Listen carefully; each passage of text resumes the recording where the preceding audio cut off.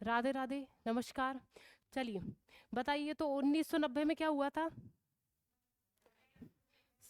बैठक जो सम्मेलन हुआ था यूनाइटेड नेशन का, वो 1990 में हुआ था। उसके बाद हमने क्या पढ़ा था? 1992 में, 1992 में हस्ताक्षर किए थे, और 2005 में अधिनियम बन गया, और 2007 में आयोग का निर्माण किया गया। ठीक है। और उसके अंतर्गत जो है हमने जब वो जो हमने 2005 का अधिनियम बनाया था, तो उसमें हमने 4 लेवल पे आयोग बनाए थे। एक हमने राष्ट्रीय लेवल पे बनाया था, एक हमने राज्य लेवल पे बनाया था, और चौथा सॉरी तीसरा जो है बाल न्यायालय हमने जो है छोटे स्तर पे बनाया था। अब उसके बाद जो है हमने बहुत सारी चीजें ऐसी देख ली थी। हमने गठन देखा था, वो कौन सी धारा के अंतर्गत था? हमारा जो राष्ट्रीय राष्ट्रीय अधिकार संरक्षण अधिनियम है, या सॉरी आयोग है, उसका हमने गठन जो है कौन सी धारा में पढ़ा था? तीन तीन की कौन सी? ए में। फिर हमने क्या पढ़ा था? संरचना पढ़ी थी, तो संरचना हमने कब पढ़ी थी? हाँ ठीक है, धारा 3 के ये। ठीक है। फिर उसके बाद हम कहाँ तक पहुंच गए थे? फिर हमने जो है सदस्य और जो है अध्यक्ष का जो पढ़ा था, वो हमने कौन से उसमें पढ़ा था? हाँ 2004 नहीं, धारा 4 में हमने जो है अध्यक्ष और सदस्य की नियुक्ति पढ़ ली थी। ठीक है, धारा 4 में। उसके बाद हम किस पे आ गए थे? नियुक्ति हमने पढ़ी ली थी। उसके पदावधि ये नहीं पढ़ी शायद, है ना? ठीक है, तो पदावधि क्या है भाई? अब हमने 4 कंप्लीट कर ली, धारा 4 में हमने अध्यक्ष और सदस्य की नियुक्ति पढ़ ली। अब हम जो है धारा 5 में आ गए हैं। कौन सी? धारा 5 में क्या दिया गया है? पदावधि दी गई है। किसकी पदावधि दी जाएगी? अध्यक्ष और सदस्य की। देखिए इसमें कोई याद करने की आवश्यकता नहीं है। अध्यक्ष का कार्यकाल कितना होगा भाई? या तो 3 वर्ष होगा, फिर उसके एक विकल्प में है, या तो फिर भाई वो 65 साल का हो जाए। अगर वो 65 साल का हो जाता है तो जो है उसको ये जॉब छोड़नी पड़ सॉरी ये पद छोड़ना पड़ेगा। ठीक है। और अधिकतम अधिकतम जो है भाई वो 3 वर्ष के लिए इस पे रहेगा। अगर वो मान लो कि वो 64 में अगर वो नियुक्त हुआ, तो सिर्फ उसका कार्यकाल कितने साल चलेगा? 1 ही साल चलेगा। मतलब आयु की लिमिट क्या है? 65। और कार्यकाल वैसे साल में अगर डिसाइड करें तो कितना होगा? 3 साल। और सदस्य का कार्यकाल कितना है? ये 3 साल ही, बस इसकी उम्र कम हो गई। कितना हो गया? 60। बस इसमें और कुछ याद करना नहीं है। पदावधि कितनी कौन सी धारा में है? धारा 5 के फर्स्ट है। ठीक है। अब त्याग पत्र क्या है? त्याग पत्र, त्याग पत्र कौन सी धारा में है? धारा 5 के 2 विभाग में। कौन से? मतलब हम इसको धारा 5 का बी वा हिस्सा बोल सकते हैं, बी या सेकंड बोल सकते हैं। तो इसमें जो है त्याग पत्र जो है वो किसको देगा? अध्यक्ष किसको देगा? सदस्य किसको देंगे? ये चीजें हो जाएंगी। ये याद करने की आवश्यकता नहीं है। बस हमको ये जानना है कि त्याग पत्र जो है कौन सी धारा के अंतर्गत दिया जा रहा है? 5 के कौन से? दूसरे हिस्से में। और देखिए ये तो बोलने की आवश्यकता नहीं पड़ेगी ना मुझे हर चीज में, कि धारा मतलब अधिनियम कौन सा चल रहा है। अधिनियम तो सब बोल लेंगे ना, लगाते जा रहे हो ना साथ में। नहीं तो बस धारा ही अकेले याद रखो। हाँ, इसमें क्या है? वेतन और भत्ते, सेवा शर्तें जो है वो किस धारा में दी गई हैं? वो धारा 6 में दी गई हैं। ठीक है। क्या दी गई हैं? वेतन भत्ते और जो कुछ सेवा की शर्तें हैं वो दी गई हैं धारा 6 के अंतर्गत, ये दी गई हैं। डिटेलिंग इसलिए नहीं पढ़ रहे हैं क्योंकि हमें सिर्फ इतनी नॉलेज होनी चाहिए, बाकी आयोग के बारे में हमें ज्यादा पढ़ना नहीं है। चलिए, अब क्या है भाई? पद से हटाया जाना। क्या है भाई? पद से हटाया जाना मतलब जो है ये पद से किस किस कंडीशन में हटाए जाएंगे, ये संविधान में वर्णित है धारा 7 में। कौन सी अनुच्छेद के अंतर्गत? बालक, हाँ हाँ, बालक अधिकार संरक्षण जो अधिनियम है 2005 की धारा 7 में दिया गया है कि आप अध्यक्ष और जो सदस्य हैं उनको किस किस कंडीशन में हटा सकते हैं। कुछ कंडीशन जो है हम पहले से पढ़ते आ रहे हैं, हम देख लेते हैं एक बार उनको। जैसे साबित कदाचार, अगर जो है उन्होंने कोई जो है नियम से विरुद्ध कोई काम कर दिया है, कोई जो है समाज के विरोध कोई कार्य ऐसा कर दिया है, तो हम उसको हटा सकते हैं। असमर्थता, या उनकी कोई शारीरिक असमर्थता ना बची हो, मानसिक असमर्थता हो, तो इस कंडीशन में हम उनको हटा सकते हैं। दिवालिया घोषित कर दिया हो या किसी के पैसे ले लिए हो और खा के भग गया हो, तो ऐसे इंसान को हम उस पद से हटा देंगे। पदावधि के दौरान अन्यथा कोई भी अगर पद उस पद पे है और दूसरे पद पर अगर वो धारण करता है, तो ऐसी कंडीशन में भी हम उनको नहीं रखेंगे। फिर क्या है? ये मतलब उसको क्या है, कोई दिक्कत होने लगी हो, कुछ मानसिक रूप से ज्यादा दिक्कत हो रही है, तो हम ऐसी स्थिति में हटा देंगे। नैतिक मतलब वो नैतिक व्यवहार नहीं कर रहा है, अन्यथा व्यवहार कर रहा है, तो इस स्थिति में हटाएंगे। और फिर क्या है भाई? अब ये पढ़ने की आवश्यकता नहीं है, ये हम नहीं पढ़ेंगे, सिर्फ आपको इतना सा याद रखना है, ठीक है। लगातार 3 बैठकों तक अनुपस्थित अगर वो रहता है तो इस कंडीशन में भी हम इनको हटा देंगे। 3 बैठक में अगर वो नहीं आता है सदस्य या अध्यक्ष तो हम उनको जो है इस पद से हटा देंगे। तो हमने क्या पढ़ा, इसमें क्या पढ़ा हमने कि पद से हटाया जाना जो है धारा 7 के अंतर्गत आता है। अधिनियम हमारा वही 5 वाला चल रहा है। चलिए, आयोग के कार्य, इनको जरूर हम बहुत अच्छे से पढ़ेंगे। ये आयोग के कार्य जो है वो किस में दिया है, वो धारा 13 में। कौन से अनुच्छेद, बाल अधिकार संरक्षण अधिनियम 2005 की धारा 13 में जो है ये आयोग के कार्य दिए गए हैं। इसको बहुत अच्छे से पढ़े पॉइंट टू पॉइंट। बाल अधिकार संरक्षण संबंधी कानूनों की समीक्षा करना, तो ये तो समीक्षा तो करेगा ही, क्योंकि आयोग है उसको देखेगा हर तरीके से, हर लेवल पे देखेगा, तो ये समीक्षा करना जो है इसका पहला काम हो गया, ठीक है। चलिए, अब दूसरा क्या है, बाल अधिकारी संबंधी कानूनों को प्रभावी क्रियान्वयन के लिए जो है ये सिफारिश करता है। देखिए, सिफारिश किससे करेगा, ऊपर लेवल पे करेगा, जो लोग कार्यस्थल पे काम करेंगे उन लोगों से बात करेगा। तो ये जो है ये कानून जो बनाए जा रहे हैं उनको प्रभावी तरीके से चालू करने के लिए या क्रिया में लाने के लिए ये सिफारिश करेगा। पहले हमने क्या पॉइंट पढ़ लिया कि ये जो कानून होंगे उनकी समीक्षा करेगा, वो सही है कि नहीं। दूसरा हमने कार्य क्या पढ़ लिया कि वो कानून जो है पृष्ठभूमि पे लागू हो रहे हैं कि नहीं, अगर नहीं हो रहे हैं तो उसकी सिफारिश भी यही आयोग करेगा। फिर क्या है भाई, रक्षात्मक उपायों के संबंध में केंद्र सरकार को रिपोर्ट पेश करेगा। कोई भी चीज जो है अगर उनको लगता है कि इस चीज में जो है बालकों के हित में ये कार्य होना चाहिए, रक्षात्मक मतलब अगर बालकों के हित में ये कार्य होना चाहिए, तो वही जो है रिपोर्ट लिख के अपने केंद्र सरकार को जो है या जो उस बैठक में सौंपेगा कि भाई ऐसा ऐसा जो है इनके हितों में ऐसा ऐसा करना चाहिए। बाल अधिकारों के उल्लंघन की जांच करना, अगर बाल अधिकार है, अगर उसको जो है किसी भी तरीके से कोई व्यक्ति उल्लंघन करता है तो उसकी जांच करेगा। और इसका ये भी अधिकार है कि वो अलग कमेटी बना सकता है इसकी जांच के लिए, कि उस जो भी घटना हुई होगी तो वो घटना स्थल पे जाकर जो है वो समिति काम करेगी और पूरे जो साक्ष्य जो है वो लेके आएगी। अब क्या है भाई अगला, तो ये याद रखें, पहला हमने पढ़ लिया समीक्षा करना। किसकी समीक्षा करना, ये जो बाल संरक्षण अधिकार जो कानून है उसकी समीक्षा करेगा। वही जो संबंधी जो बालकों से संबंधित कानून है उसको प्रभावी रूप से वो क्रियान्वयन हो रहा है कि नहीं इसका ध्यान रखेगा। फिर जो है अगर कोई चीज उसको करवानी है, ऐड करवानी है या सिफारिश करवानी है, तो वो केंद्र सरकार को अपनी रिपोर्ट जो है सौंप सकता है। अगर कोई भी कानून इसका उल्लंघन करता, ये इस कानून का कोई भी उल्लंघन करता है, तो हर तरीके की जांच जो है ये आयोग करने में जो है सक्षम है। तो ये हमने किस में पढ़ लिया, धारा 13 में। आयोग के कार्य हमने पढ़ लिए धारा 13 में। अब क्या है, बाल अधिकारों का लाभ उठाने का निषेध करने वाले कारकों की पहचान कर उन्हें दूर करने का उपाय और सिफारिश करना है। अगर कोई भी बाल अधिकार से विरोध कोई काम करता है या फिर कोई भी अगर कानून ऐसा पास होता है कि जिसमें बालकों के बहुत हित की बात चल रही है और कोई जो कमेटी है या कोई समिति है अगर वो ये कह रही है कि नहीं नहीं ये कानून जो है पक्ष में, हम इसके पक्ष में नहीं है, तो उसका विरोध भी ये आयोग करेगा, क्योंकि उसमें क्लियर चीज लिख रही है ना कि बालकों के हित में ही काम करेगा। तो जो इसके पक्ष में जाएगा वो उसके विरोध ही काम करेगा, ठीक है। तो इसको आप अच्छे से याद रखें। किसको याद रखें, कि जो निषेध कर रहे हैं ऐसे कानून को जो बालकों के लिए हितकारी है, अगर कोई उसको निषेध कर रहा है तो उस पर भी कार्रवाई या जो है कोई भी सुनवाई जो है ये आयोग करने वाला है। बाल अधिकारों के क्षेत्र में अनुसंधान यानी कोई अलग अलग चीज खोजना कि हम क्या इस क्षेत्र में नया कर सकते हैं और हम हमारा जो क्षेत्र है बाल अधिकार को सुदृढ़ करना, उसको हम कैसे बालकों तक पहुंचा सकते हैं। बालक अधिकार जो है या बाल अधिकार के संबंध में जागरूकता फैलाना, इसको तो समझने वाली बात है। किशोर संरक्षण गृहों का दौरा करना और उसकी समीक्षा करना। किशोर संरक्षण गृह आप जानते हैं ना कि किशोर जहाँ रहते हैं या बालक जहाँ रहते हैं बाल संरक्षण गृह भी होते हैं, वहाँ जाना और वहाँ व्यवस्था देखना कि सही चल रही है कि नहीं, जिस तरीके से रहना है उस तरीके से बालकों को व्यवस्था है या नहीं, ये आयोग का ही कार्य है। चलिए, तो धारा 13 के अंतर्गत हमने कार्य कंप्लीट किए। अब देखिए इसको जानने की बिल्कुल आवश्यकता नहीं है। आयोग प्रतिवेदन देता है या पत्राचार का जो लेवल होता है, पत्राचार देगा केंद्र सरकार को, केंद्र सरकार इसको देगी, तो ये पढ़ने की कोई आवश्यकता नहीं है। बस हम क्या याद रखेंगे, धारा 16, ये आयोग का प्रतिवेदन कौन सी धारा में दिया गया है, धारा 16 के अंतर्गत। 13 में अभी हम क्या पढ़ के आए हैं, कार्य।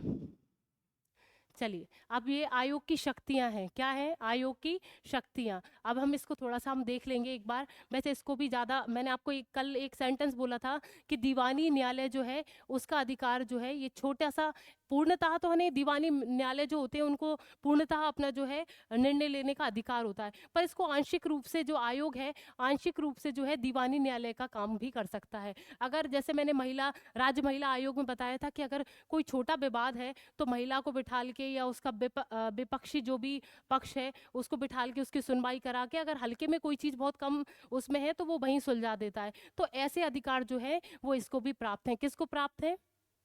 ये जो आयोग हम जो पढ़ रहे हैं बाल अधिकार वाला जो आयोग है उनके पास ये वाले अधिकार हैं। कौन से? दीवानी न्यायालय के। चलिए देखिए हमने ये उसी हर आयोग की यही है कि वो कभी भी चाहे तो वो कोई भी पत्राचार उच्च न्यायालय से मांग सकता है कि हमें इससे संबंधित ये पत्र दे दो। कोई भी जांच किसी को भी बुलवा सकता है, समन करना यानी किसी को बुलवाना कि भाई तुम आओ, तो ये न्यायालय का ही तो काम हो जाता है। तो ये छोटे रूप में ये काम करता है, ये आप एक बार पढ़ सकते हैं, बाकी वही हैं जो हमने उस टाइम पढ़े थे। चलिए अब क्या है भाई, आयोग के अब तक अध्यक्ष तो हमने सबसे पहले, हमें बीच के तो पढ़ने नहीं है, सबसे पहले कौन पढ़ी थी हमने?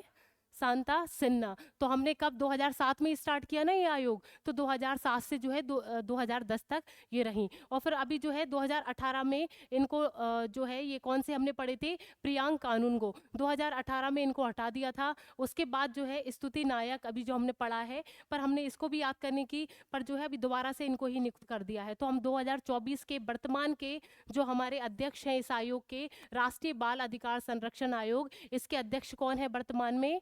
प्रियांक कानून गो। किसको याद रखेंगे? कानून को ही याद रखना, ठीक है, प्रियांक कानून गो। चलिए अब आ गया वेरी वेरी मोस्ट, ठीक है। अब क्या है? बच्चों से संबंधित कानून जो हमें हमारे सिलेबस में अलग से ही दिए गए हैं। तो सबसे पहला अधिनियम कौन सा अधिनियम है? बाल श्रम प्रतिषेध अधिनियम। बोलिए। अब क्या है, इसमें श्रम की बात चल रही है, मतलब बालकों को जो है भाई कोई मेहनताना वाला काम नहीं करना, मतलब कोई मेहनत वाला काम नहीं करना, कोई श्रम में या किसी कारागार में जिसकी आयु, हमने बोला था ना, मैं बालक बोलूंगी तो क्या मतलब 0 से लेके 18 साल के जो बच्चे हैं उनको जो है बालक में इंकित किया जाएगा।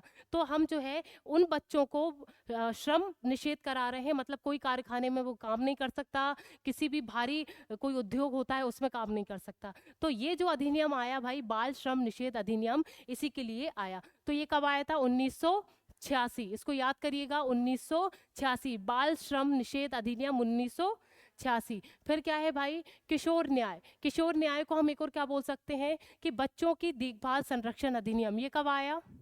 2000 में। बच्चों की देखरेख संरक्षण अधिनियम 2000 में आया, या हम इसको दूसरे नाम से पुकार सकते हैं, उसका नाम क्या है? किशोर न्याय जो है अधिनियम, संरक्षण अधिनियम 2000 में आया। पहले हमने निषेध पढ़ा, क्या निषेध पढ़ा? श्रम निषेध पढ़ा या श्रम जो है प्रतिषेध पढ़ा, अधिनियम 2000, सॉरी 1986। 2000 में हमने क्या पढ़ लिया? किशोर न्याय, ठीक है। इसको हम एक और नाम से क्या जानते हैं? बच्चों की देखभाल संरक्षण अधिनियम 2000 में आया। फिर अगला क्या है भाई? बाल विवाह। ये तो सबको रटा होगा, रटा है कि नहीं? चलो तो इसका पुराना अधिनियम बता दो, सबसे पुराना अधिनियम। हाँ, शारदा। उसकी डेट क्या थी? हाँ हाँ, 1929। तो ये जो नया उसका अपडेट वर्जन है, इसका नाम क्या है? बाल विवाह प्रतिषेध अधिनियम। चलिए अब अगला है बाल अधिकार संरक्षण अधिनियम। क्या है? ये कब आया भाई? 2005। कब आया? 2005। अब इसमें देखिए, ये बहुत अच्छे से याद रखिएगा, इनमें विभेद कीजिएगा, क्योंकि ये श्रम को जो है निषेध कर रहे थे और ये जो है अधिकार मांग रहा है। तो जो हम अभी जो बात कर रहे हैं ना, बाल अधिकार संरक्षण अधिनियम, ये जो है भाई 2005 में। देखो वैसे तो देखी जाए तो हम तो ये पढ़ के आए ना, ये तो सबको याद होगा ना, और ये भी आपको याद होगा। तो ये दो तो बिल्कुल बहुत कंटेस्ट होंगे, बस आपको ये दो ही याद करने हैं ऊपर वाले। चलिए शिक्षा का अधिकार 2009 में। शिक्षा का अधिकार कब आया? 2009 के में।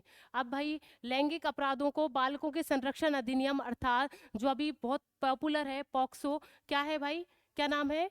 ये कब आया? 2012। ये बहुत अच्छा है, हम इसको पढ़ेंगे जब विस्तारित रूप से, बहुत अच्छे से पढ़ेंगे। इससे क्वेश्चन, बहुत सारे क्वेश्चन अपने, क्योंकि बहुत सारे पेपर होने हैं, अलग अलग शिफ्ट में होने, तो एक आध क्वेश्चन जो है हर शिफ्ट में इसका जो है क्वेश्चन बनेगा, तो हम इसको जो बहुत अच्छे से पढ़ेंगे। चलिए तो बाल श्रम निषेध अधिनियम बताइए, उसकी सन क्या था? 1900 86। उसके बाद हमने क्या पढ़ा, ये किशोर न्याय संरक्षण अधिनियम, ये कब था, 2000। फिर उसके बाद हमने ये जो बाल विवाह कब निषेध किया था, 2006 में। उसके बाद हमने जो है संरक्षण जो हम पढ़ रहे हैं वो 2005 में, और शिक्षा का अधिकार 2009 के अंतर्गत, और ये जो है वो कब आया, 2012 में। ये अभी जो है नया है, तो ये तो आपको याद हो गया होगा। अब मैं किसी से पूछूं,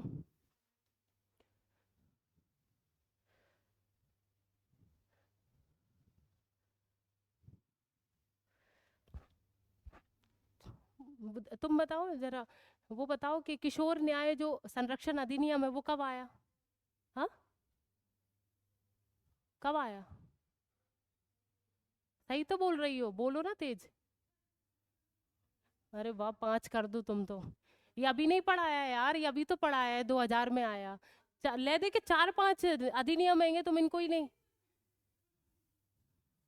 चलो, ये हम जो पढ़ेंगे, पॉक्सो एक्ट जो है उसके तहत अपराध करने वाले, इनको जो भी अपराध करेगा लैंगिक जिसके साथ अगर यौन कोई भी अपराध हो रहा है, सुन लो अब, किसी जो है किसी बालक के साथ, या हम जिसको बालक की संज्ञा दे रहे हैं 0 से लेके 18 वर्ष के बच्चे, बच्चे में कौन कौन आ गया, बालिका भी आ गई और बालक भी आ गया, अगर उनके साथ कोई भी यौन अपराध होता है तो इसमें जो है गंभीर सजा, मतलब कितनी, 20 वर्ष, 20 वर्ष की सजा जो है इसमें दी गई है। इसको हम डिटेल में पढ़ेंगे, सिर्फ वन लाइनर है, इसको आप यहीं के यहीं याद करते जाएं।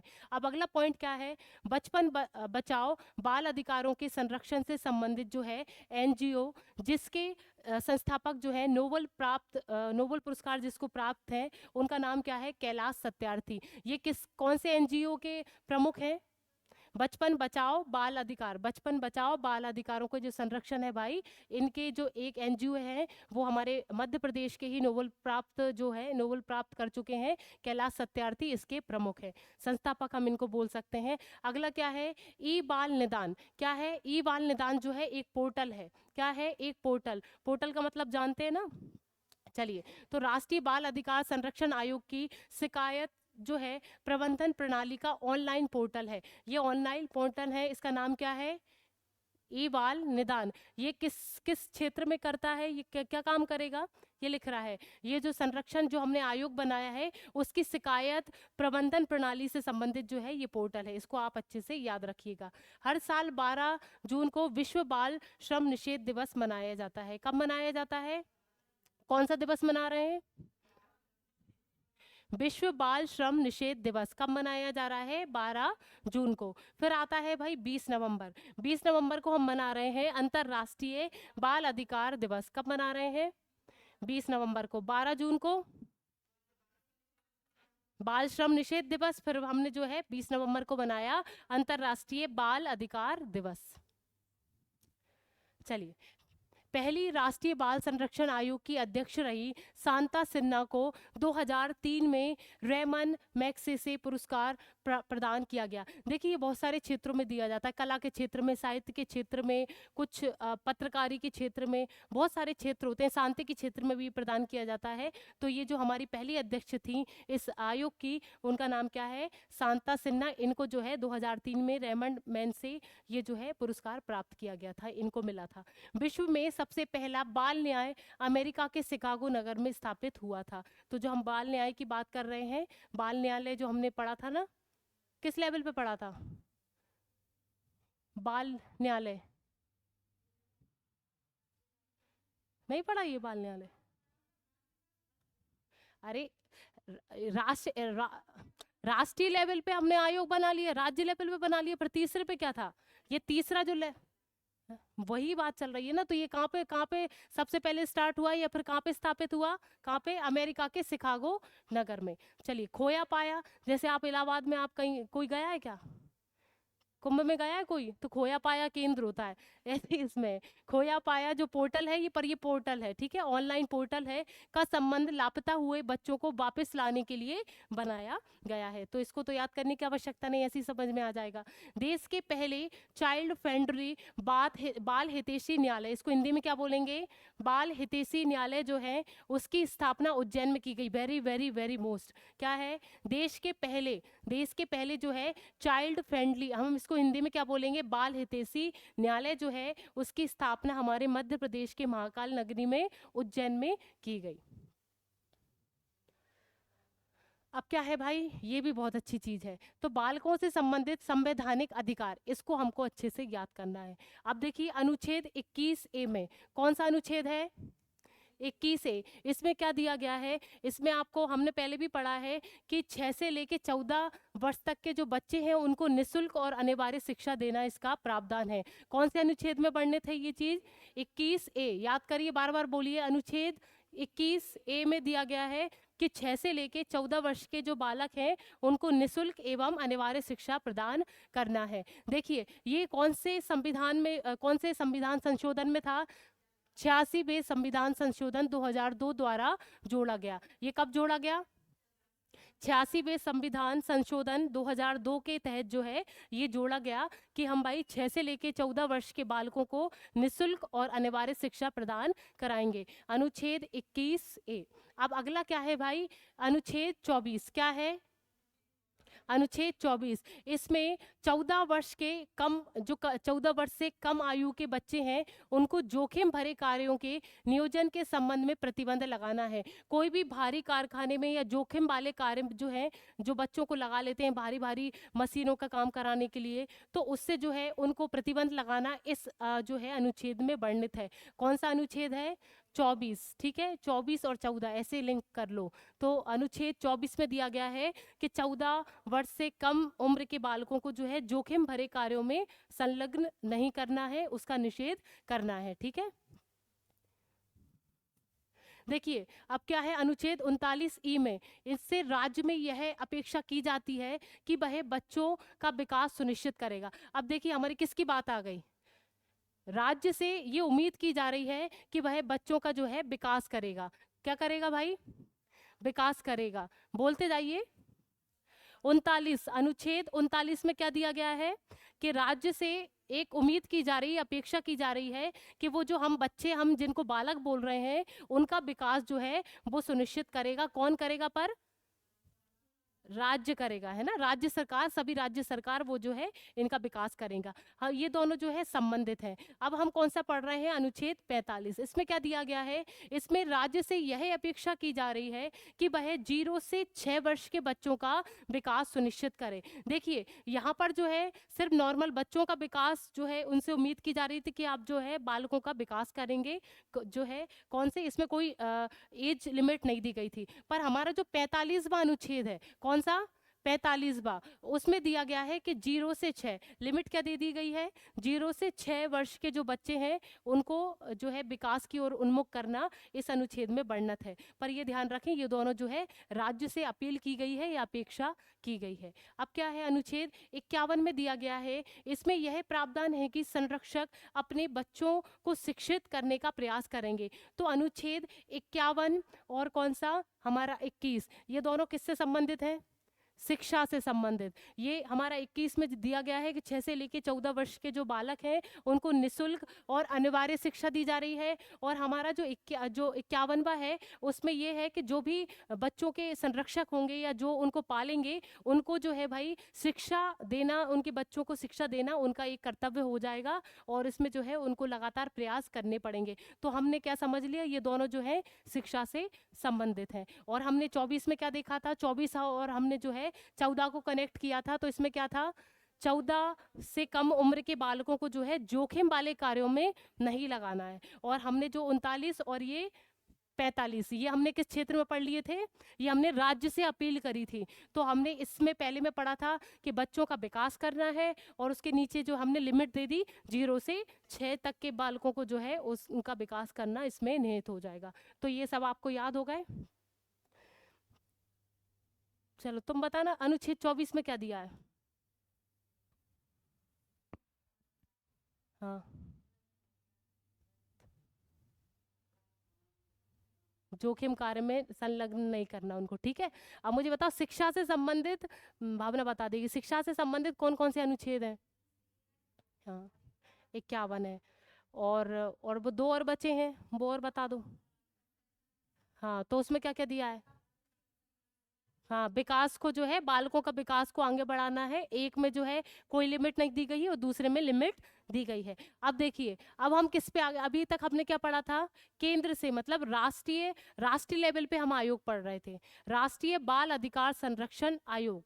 ठीक है, अब हम क्या पढ़ेंगे, राज्य। अब राज्य तो सबका तो पढ़ेंगे नहीं, क्योंकि हमारा तो मध्य प्रदेश है। तो क्या है भाई, मध्य प्रदेश बाल संरक्षण आयोग। किसकी बात चल रही है, हमारे राज्य की बात चल रही है। मध्य प्रदेश बाल संरक्षण आयोग की स्थापना भी 2007 में दिसंबर में की गई। कब की गई, वो भी 2007 में किया गया था ना आयोग, और ये भी हमारे राज्य का 2007। गठन कब हुआ था, दिसंबर 2007 में। ये तो सब पढ़े पढ़ाए हैं, संवैधानिक है भाई, ये संविधान में वर्णित है कि आयोग का निर्माण किया जाएगा। ये अच्छा क्वेश्चन है कि ये जो आयोग स्टेट पे जो भाई आयोग बनाए जाएंगे इस लेवल पे, वो धारा कौन सी दी गई है, किस में वर्णित है, धारा 17 में। कौन से धारा में, 17 में। बाल अधिकार संरक्षण अधिनियम 2005 की धारा 17 में ये दिया गया है कि हर राज्य जो है अपने इधर ये आयोग बनाएगा। ठीक है, इसकी संरचना वही है, 7 होंगे, एक सदस्य होगा, एक सचिव होगा, बाकी 5 नॉर्मल सदस्य होंगे। अब हमारी राजधानी क्या है, भोपाल, तो वहीं पर इसका मुख्यालय होगा, हेडक्वार्टर होगा। नियुक्ति वही वही वाली प्रक्रिया है, राज्य सरकार करेगी। और उसमें कौन कर रही थी, केंद्र सरकार। चयन समिति थी ना उसमें। ठीक है, चलिए। सेवा शर्तें, अध्यक्ष एवं से कुछ नहीं पढ़ना, सरकार द्वारा की जाएगा। त्याग पत्र भी वो उन लोगों को ही देंगे, अध्यक्ष और सदस्य जो है वो राज्य सरकार को ही त्याग पत्र देगी। रिपोर्ट भी राज्य सरकार को वो सौंपेगा। कार्यकाल बस क्या होगा, कार्यकाल क्या होगा, कार्यकाल वही होगा ना जो हमने वहां पढ़ा है ना। ठीक है, अध्यक्ष का क्या होगा, 3 साल, या फिर आयु कितनी होगी, 65 वर्ष। और इसमें इसमें भी 3 साल और 60 साल, इसमें बस 5 साल का जो है इनको थोड़ा रिलैक्स मिला है सदस्य को। चलिए, अब जो है कल से हम बहुत इंपॉर्टेंट, ये भी क्लास बहुत इंपॉर्टेंट थी, बहुत सारे फैक्ट जो है पूरा ऐसा कैसा याद नहीं करना, जो मेन मेन पॉइंट है उनको टारगेट बना के बस वही याद करना है। मैंने वही याद कराया है। कल से हम और अच्छी क्लास जो है अधिनियम से स्टार्ट करेंगे। ठीक है, राधे राधे।